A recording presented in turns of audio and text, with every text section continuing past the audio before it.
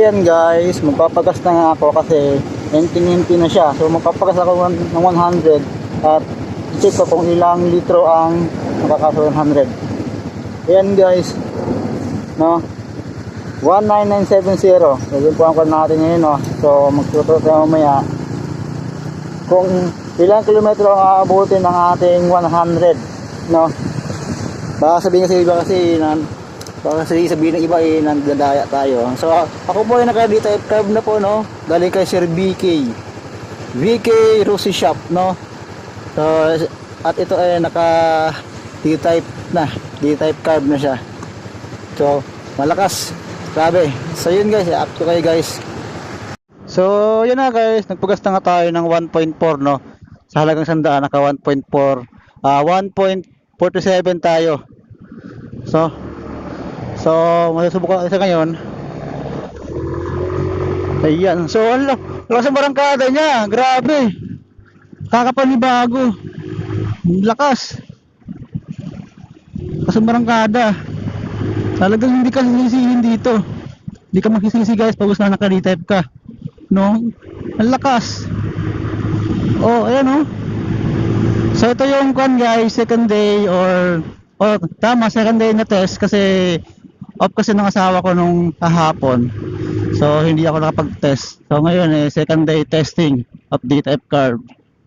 So mostly ang expects natin stock block 842 belt 1318 pliable combination, open L filter para mas makabuelo yung ating makina. Yan. Diba? Ang lakas. Grabe. Solid pops, talagang napaka-solid. Talagang nakakabuelo siya. Nakakatakot lang pag was na isagad mo siya. Saka kasi pala guys, may tuturo ako sa inyo guys para hindi kayo mahirapan sa throttle cable na, kasi mostly talaga dapat pag was na naglagay tayo ng bagong carb, para pag hindi siya akma dun sa throttle cable natin, dapat meron kayong grasa or langis, no? Yung ganitong grasa, kahit anong grasa guys, tapos langis, no, na ganito, ganyan. So ganyan ang ginawa ko, kaya napakalambot ng throttle ko guys, napakalambot, as in napakalambot, no? So hindi pa tayo nakapag-CVT tuning ulit para mas kuwan talaga, mabigit talaga yung mismo talagang power niya, no? Tsaka meron akong ginawa din sa ating airbox kasi pag gusto kasi na stock kasi airbox natin guys, hindi siya magkakasya, no. Napakalaki ng intake, no. Napakalaki ng intake ng carb na D-type. So napakalaki. Laki ang agwat niya guys. So hindi magkakasya yung stock na hose o hose box. Yung ganitong hose box, ganyan. So hindi siya magkakasya guys, no. Nakailang try ako, hindi talaga magkakasya. So may iba lang ginagawa, initan daw, yung parang iniinitan. So sa akin ganito ginawa ko, no. So kumuha ako ng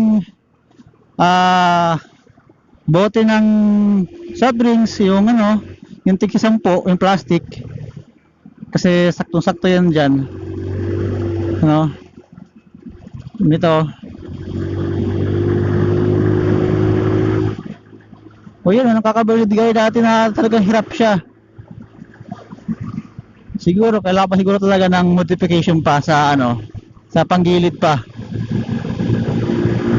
kasi okay na kasi lakas yung barangkada guys, no. Talagang nabibigay yung potential na power niya, hindi gaya ng stock. Pag ganitong kuha na, iyak na yung stock ko stock carb, iyak na siya. Ito hindi pa, no. So ituturo ko guys kung ano yung ginawa ko ulit sa aking carb, no, para malagyan siya ng airbox ulit, para safety sa safety sa dumi, sa tubig pag umuulan. Ayan grabe. Tsaka ang Kasi guys, ang kaibahan kasi ng D-type carb sa piston type, hindi walang tapon yung gas niya, no? No? Wala siyang tapon kasi puro hangin yata ang binibigay. Hindi ko alam, basta ganun. Pag sa piston type kasi guys, tumatalsik yung gas, no? Ito hindi na. So ayan. So ang ginawa ko dito nag-modified ako ng hose, no? Modified ng hose ng sa filter. So dito makikita nyo guys, nandito sa loob So pinakaloob dito guys. So yun nga, ayan, nandito sa pinakaloob.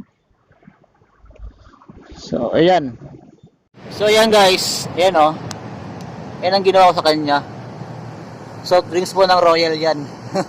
Lagayan ng Royal. Ayan ayan. So ayan ang ginawa ko sa kanya. Para may box ulit siya, box. Tapos kinapalan ko yung punya dito para hindi malagyan ng tubig. Ayan. So may box siya ulit. Airbox. Kasi guys, kasi napapansin sa mga kasi ganyan guys, sa mga naglalagay ng mga ganitong D-type carb, minsan nagpapalit sila ng box, ng ganitong box, no?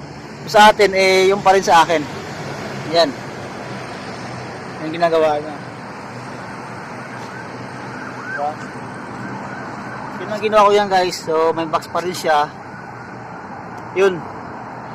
Talagang motivate talaga siya. Talagang naghanap pa ako ng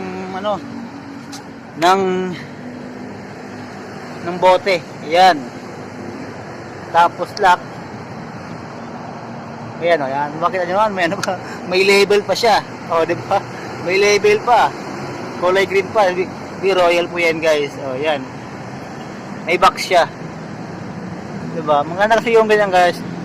Safe kasi yun guys pag may box siya. No? Hindi siya papasukan ng tubig. Tsaka yung dumi, hindi ka agad makakapasok.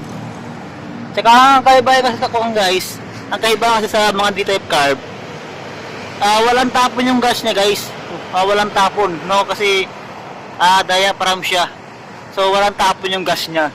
Kahit na isagad mo siya ng gano'n, walang tumatalsik, no? So di gaya ng mga piston type na pag ginanon mo siya, pag nag-rev ka, so may natatapon, may lumalabas. So napansin ko doon sa stock carb ko.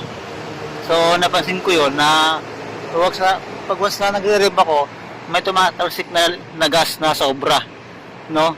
Hindi lahat makapasok. So ito kasi pasok ito talaga. Ayan So D-type carb. So yun guys, sa mga order po ng ganitong D-type carb guys. So ilalagay ko po doon sa description box natin na ito yung shop na to kay Sir BK VK. So nagkakamali pa sa letter. So VK. So yun. So friendly po yun guys. So tapos guys, sa total cable nga natin, so hindi naman talaga lahat na nalalagyan ng langis. So ako po ay naglagay ng langis guys. Yan, so malambot na. Kasi talagang super lambot guys. Kahit na daliri lang guys ayun kaya ng daliri. Ayun ayun kaya ng daliri guys. Napalambot siya. Para hindi kayo hirap pag throttle. Ayan. Kaya guys mayroon pang langis siya kasi Mayroon pang langis. So ang ilagay niya ng langis guys, yung ganitong langis guys, yung ganitong langis. Yung ganyan. Tapos pagkatapos ng langis guys, lagyan ito ng grasa. Kinakaloob niya, lagyan ng grasa para mas malubricate yung ating throttle. Ayan napakalambot guys, napakalambot. So smooth yung pagkaka-rev para hindi ganong delay. Ayan napakalambot guys. Tipigaan lang, andar na agad. So second day na testing ng D-type carb, maganda ang response niya malakas agad, marangkada. Either na kasi nga naka liable combination tayo, liable combi. So need ko na naman siya modify na naman natin yung ating panggilid, para talaga mas umakma, ang specs ng ano natin yung pa rin naman guys, 13-18 na flavor combination. So napakalayo talaga. May iwan at tawanan tayo, pero kasi good siya pag long drive, pag daily, pag long drive, para hindi ganun iyak yung makina ninyo at may steady kayo. Yung sa akin lang, no? Sa espresso lang. Tapos yung belt ko naman 842, no? 842 para may lugir siya, no? Tapos yung pulley ko naman alkal na may rampahan pero hindi siya naka-red degree. Tapos yung torque drive ko, yung pa rin naman, stock pa rin. Kakakuan ko na nakarang araw, kakalinis ko lang. Stock yung gulong, yung tire ko stock na yan, pero bago na yung interior niya. Sa harapan naman, bago naman to guys. Samurai, kasi pang mahirap pa talaga tayo. Samurai. Tapos bago din yung ating interior dito. Tapos bago yung ating brake pad. Nakakapit na kapit guys. Akma yung nabili ko guys na na brake pad na pang Wave 110. Akma sa plate niya dito. Kasi may iba kasing brake pad guys na mas pinupudpud niya yung plate nyo dito kaysa doon sa pad nyo, no? Doon sa stock kasi same siya. Napupudpud tong plate ninyo, napupudpud din yung pad ninyo. Sa atin, sana wag sana to ganoon, pero mas makapit kasi talagang sobrang kapit, no? All in all guys, talagang napakasulit yung sa D-type carb guys. Sa D-type carb, talaga napakasulit ng kwan ko pagkakabili ko, no? Kasi nabigyan niyo po tayo sa power kahit na may angkas ako dalawa. Talagang nakakaangat talaga siya, no? Nakakaangat siya. Tsaka ito guys, may pahabol guys doon sa mga nagtatanong bakit daw parang may nasaya doon sa likod, no? Yung sa akin kasi guys, ito guys yung nasaya sa kanya. Itong tornilyo na pagwas na sobrang lambot ng shock ninyo. Ito gaya na ito, meron siyang kahig. Kasi sumasayad yung gulong nyo dito pag sobrang lambot ng ating shock. So yan, hindi na. Ayan. So yun guys, kung gusto nyo po manalo ng guys, ng libreng D-type carb guys, one lucky winner, subscribe lang po kayo sa YT channel natin at like nyo rin po yung page ni Sir, no? Like nyo rin po at mag-comment kayo. So pag umabot po tayo ng 1,000 subscribers guys, magpaparapol na po tayo doon. Via yung sa online na wheeling, no? Yung ruleta na kapalaran. Yun ang gagawin natin, no? Lahat yun guys, so dapat nakasubscribe kayo, nakasubscribe, nakapollow, at naka-like, share. So yun po ilalagay natin doon sa ating ruleta na kapalaran, yung full name ninyo, address ninyo sa kanya hihingiin yun pag was na nanalo kayo. So papaikutin po natin yung guys. Pag was na kung saan tumutok yung araw, siya mananalo ng libreng D-type carb set, no? Sponsor po na Sir yun. Pag was na naka 1,000 subscribers po tayo guys, 1,000 subscribers po tayo sa ating YT at doon sa like and follow po sa kanyang Facebook page, no? Yun po ang mangyayari guys. So siya na po ang nag-suggest na mag-sponsor sa free na D-type carb set. So ganoon talaga ang plano ko guys, pag was na sumikat yung channel natin at sumahod na ako, syempre hindi ko kayo makakalimutan at lagi tayo mamimigay ng ating D-type carb set, no? D-type carb set po tayo mamimigay. Yung sasahurin po natin sa YouTube, sa Facebook, yun po ang ipamimigay natin. Bibigyan po tayo ng D-type carb set, mga panggilid, no? Mamimigay po tayo. Wala lang, mamimigay po tayo. So hindi po tayo magdadamot na yung mga parts na yan. Kasi ang pera nawawala din, nababalik din, no? Pero yung kaligayahan ng ating mga subscribers hindi nawawala. So yun guys, yun lang po ngayon guys. So yun lang up to guys. Second day ng ating pag-testing ng ating D-type carb. All in all, maganda guys, malakas sa ragada, no? So hindi pa nga siya totally naka CVT tuning, kasi ito kasing CVT tuning ko guys, akma lang to sa mga stock carb. Itong stock ko na CVT tuning ko, akma lang to sa mga stock carb. So dahil sa So dahil sa nagpalit na ako ng D-type carb, so medyo bumaba na konti yung performance ng ating CVT, kaya dito na natin siya ulit CVT tuning ulit para mas umakma, no?